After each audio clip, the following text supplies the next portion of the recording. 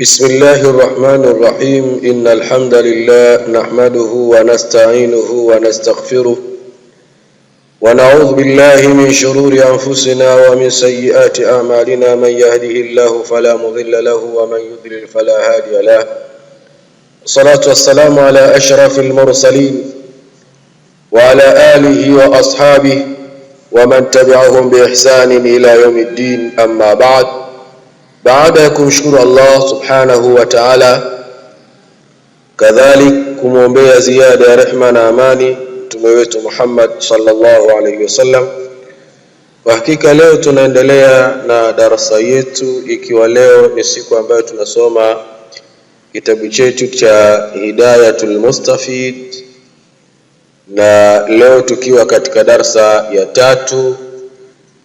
Darasa ya kwanza tulizungumzia mukaddima, na darasa ya pili tulizungumzia hukumu al-isti'adhati wal basmala, hukumu ya kusoma a'udhu billah na bismillah. Ama leo ndio tunaanza rasmi darasa letu, ikiwa tupo katika faslun fi ahkami nuni sakinati wat tanwini. Faslun fi ahkami nuni sakinati wat tanwini. Tutasoma upambanuzi katika hukumu ya nuni sakna na tanwini. Hili ndio darasa muhimu.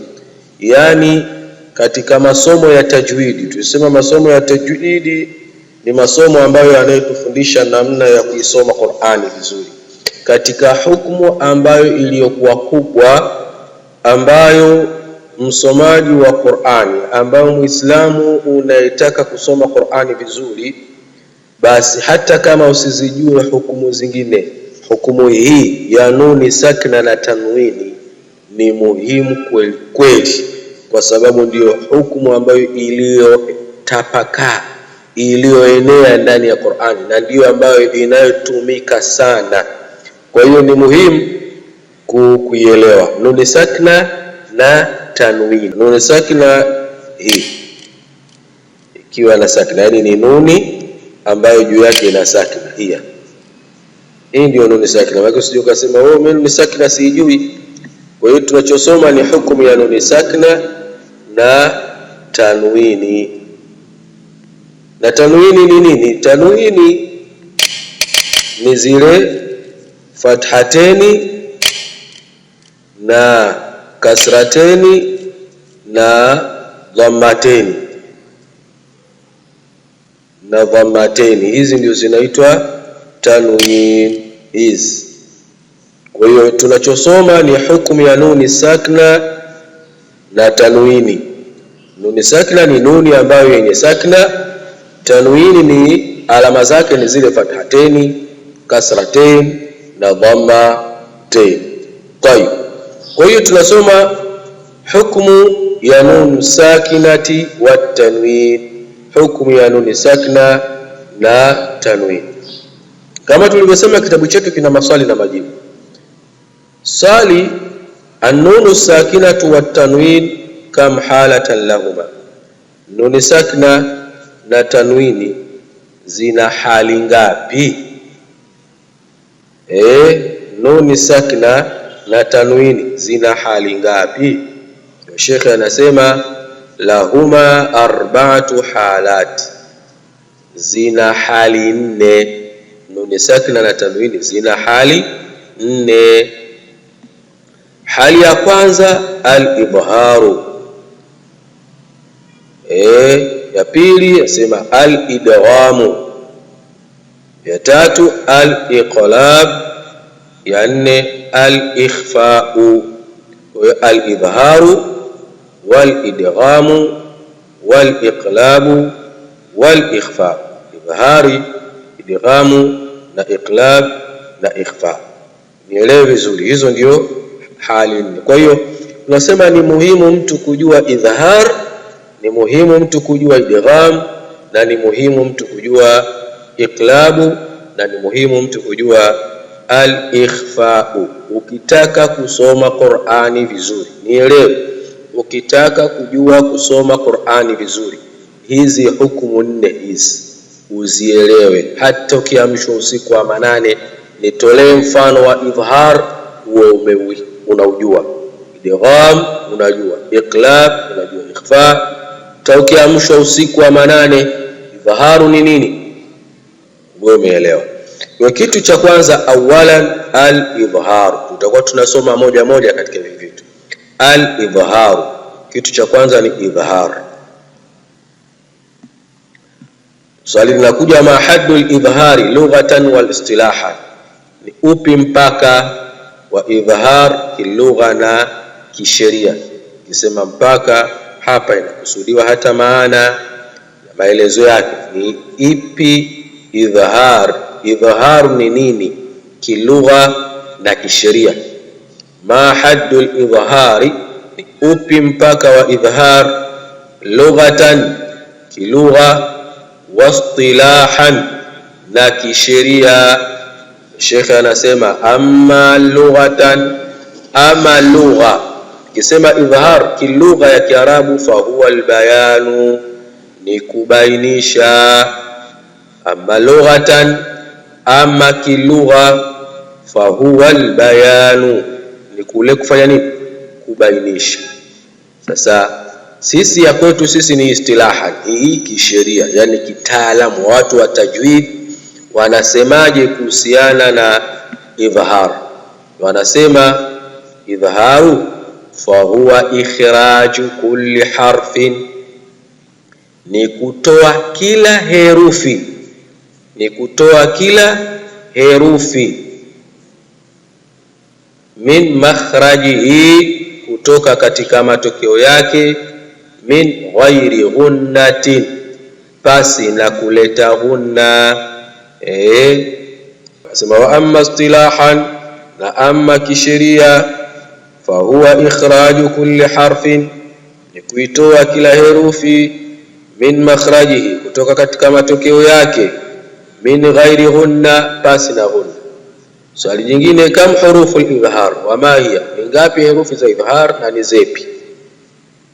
Kam hurufu al-idhhar, ni ngapi herufi za idhhar, wa ma hiya, na ni zipi? Nasema hurufuhu sittatun, herufi zake bwana ziko sita. Wa hiya, nazo alhamza. Manake hizi herufi sasa zikikutana na nuni sakna, yani zikikutana na nuni sakna, hukumu ya hapo inakuwa ni idhhar. Herufi hizi zikikutana na tanwini, hukumu yake ni idhhar. Elewa vizuri, hizi herufi alhamzatu hamza, walhau na he, walainu aini, walhau na he, walghainu na ghaini, walkhau na he, wajam'uha, hizi herufi ndio sita. Wajam'aha ba'dhuhum, anasema Sheikh, na wamezikusanya baadhi yao, yani baadhi ya wanachuoni. Wajam'aha ba'dhuhum, wamezikusanya baadhi yao, yani wale baadhi ya wanachuoni wamezikusanya hizi herufi, fi awaili kalimati, mwanzoni mwa maneno, mwanzoni mwa maneno, nisfi baiti, ya nusu ya hii beti. Na beti nasema akhi haka ilman hazahu ghairu khasirin, manake ukihifadhi huu beti huu utakuwa umehifadhi hizi herufi. Akhi ndio hii hamza, haka ndio hii he, ilma ni hii aini, hazahu ni hii he, ghairu ndio ghaini, khasirin ni he. Ndio maana akasema wajamaaha ba'dhum, wamezikusanya baadhi yao, fi awaili kalimati nisfi baitin, mwanzoni mwa maneno au nusu ya hii beti. Beti maana kishairi. Faqala, akasema mwanachuoni, akhi haka ilman hazahu ghayru khasiri. Ukitaka tafsiri nasema akhi haka ilma, ndugu yangu chukua hii ilmu, chukua hii ilmu, hazahu, mwenye kuwa nayo, ghairu khasirin, si mwenye hasara. Lakini hatuna umuhimu na hiyo tafsiri. Umuhimu wake ni hizi herufi hamza, he, aini, he, ghaini, na khe. Sasa hizi ndizo herufi za idhhar. Tunachokusudia kwamba herufi hizi zikija baada ya nuni sakna au zikija baada ya tanwini, basi hukumu ya hapo unatakiwa usome kiidhahari, unatakiwa udhihirishe na wala usilete ghunna. Yani bimaana herufi zile za pale uzibainishe, yani ile nuni sakna na ile herufi inayofuata, yani ile herufi ya mudhari ya idhhar unatakiwa udhihirishe. Akasema ma amthilatu dhalika ala tartib, ni upi mfano wa hilo katika mpangilio. Sasa hapa tunakuja katika mfano. Katika mfano hapa ndio utakapoweza kunielewa. Mithalu nuni inda alhamza, kwanza mfano wa nuni mbele ya hamza. Hamza tusema ndio herufi ya mudhari. Sema man, hii hapa nuni. Man amana, naona vizuri kwenye kitabu chako Man amana, wewe unaweza kusema man amana. Hapa kuna idhaharu, kwa hiyo hapa unatakiwa upite tu udhihirishe man amana billah, man amana billah. Neno tunasema man amana billah, man amana billah. Kwa mfano wa hamza tumedhihirisha. Wa mithalu tanwini indaha, na mfano wa tanwini mbele ya hamza. Yani ikija tanwini tunasema tanwini ni fathateni, kasrateni na dhammateni. Kama hapa tunasema rasulun amin, rasulun amin, wala utadhihirisha hivyo hivyo rasulun amin, rasulun amin, ilikosa rasulun amin, rasulun amin. Sawa, huo ni mfano wa tanwini kwenye nini? Wa hadha mithalu, na mifano hii ma ni ile ambayo idha kana harfu al-idhhari, pindi itakapokuwa herufi ya idhhari, wa nunu na nuni, au tanwinu au tanwini, min kalimataini, katika maneno mawili. Utakuta hapa tanwini ipo kwenye neno rasulun na hamza ipo kwenye neno nyingine amin. Utakuta kama ni maneno mawili tofauti haya. Kwa hiyo ikija tanwini na herufi ya idhhar katika maneno mawili tofauti, ndipo tunasema hii ni idhhar.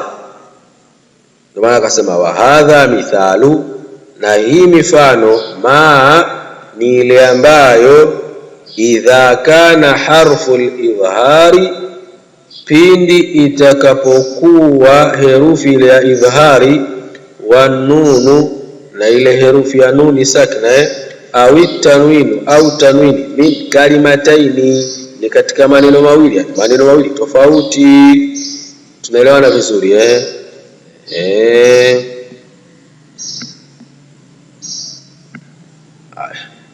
Wa mithalu min kalima, na mfano katika neno moja tutasema wayan au na.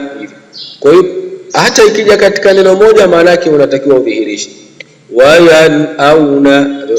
Uwezi ukaleta hunna hapa usilete hunna hapa, unatakiwa ulete idhhar, na idhhar haina nini? Haina hunna. Wayan au na.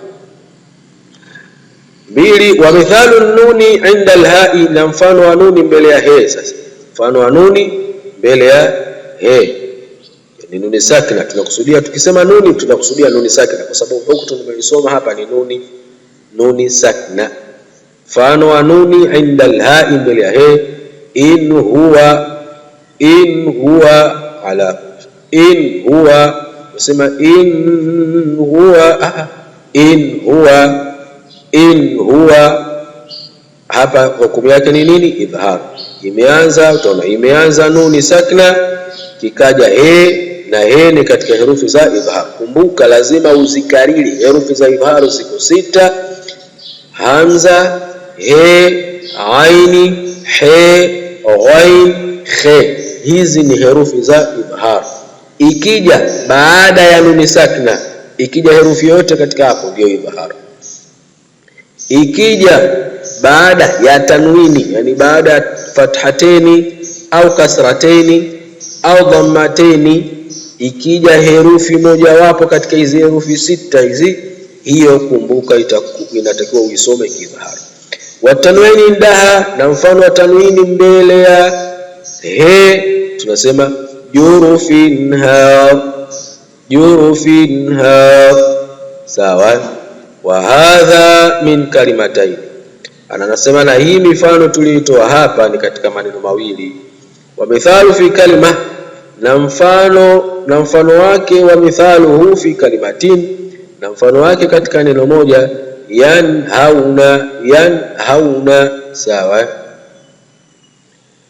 Namba 3, wa mithalu nuni inda al-aini, na mfano wa nuni mbele ya aini. Sasa mfano wa nuni sakina mbele ya aini, min ilmi, min ilmi, sawa.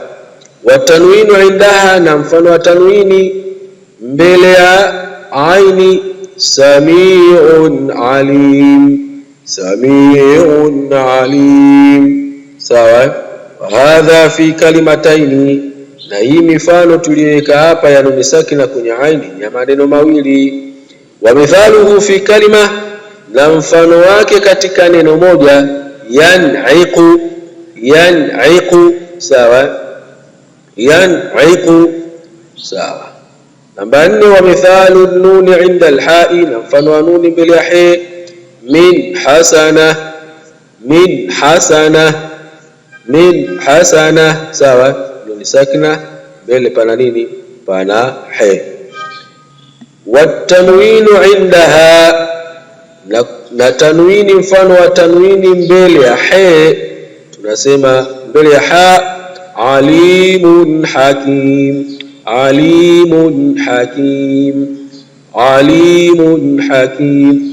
Nasema wa hadha fi kalimatayn, na hii ni katika nini? Maneno mawili. Na hii ni katika maneno mawili.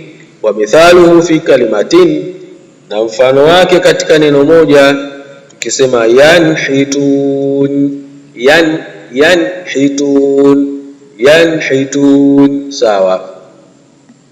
Wa mithalu nuni inda al-ghaini, wa mithalu nuni inda al-ghain, mfano wa nuni kwenye ghaini ni kama vile kusema min ghilli, min ghilli, sawa, min ghilli. Naona hapa mbele kuna nuni sakna alafu kuna ghaini. Ghaini ni herufi ya ha. Yaani utaona kwamba ikija nuni sakna alafu mbele ikawa kuna herufi tofauti na hizi herufi sita za idhhar, usomaji unabadilika, usomaji unabadilika. Watanwinu indaha, watanwini indaha, na mfano wa tanwini mbele ya ghaini, azizun ghafur, azizun azizun tumedhihirisha wala tunaiti ghun. Wa hadha fi kalimataini, na hii ni katika maneno mawili. Wa mithaluhu fi kalimatin, na mfano wake katika neno moja, fasunghidun, fasayunghidun, fasayunghidun, sawa.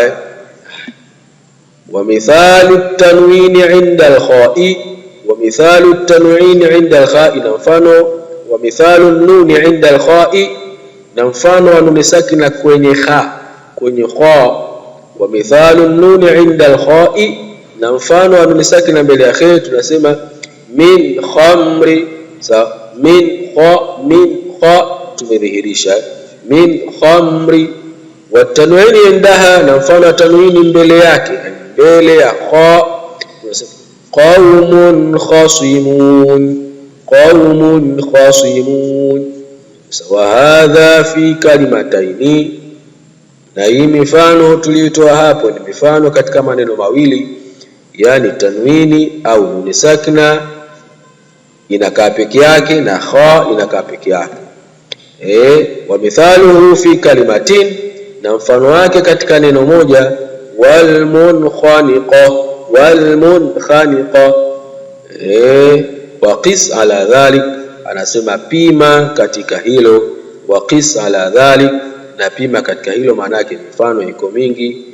Kama an'amta tunasema pale, kama kusema an'amta, Kwa insha Allah bila shaka itakuwa imeeleweka. Kumbuka hii ni muhimu, na umuhimu ili uweze kuelewa ni lazima ufanye mazoezi kwa kusoma Qur'ani na kuangalia hiyo mifano Na mimi hapa nitoe kadhalika zoezi, niandikie mifano mitatu, isiyokuwa hii mitatu. Sawa, mifano mitatu.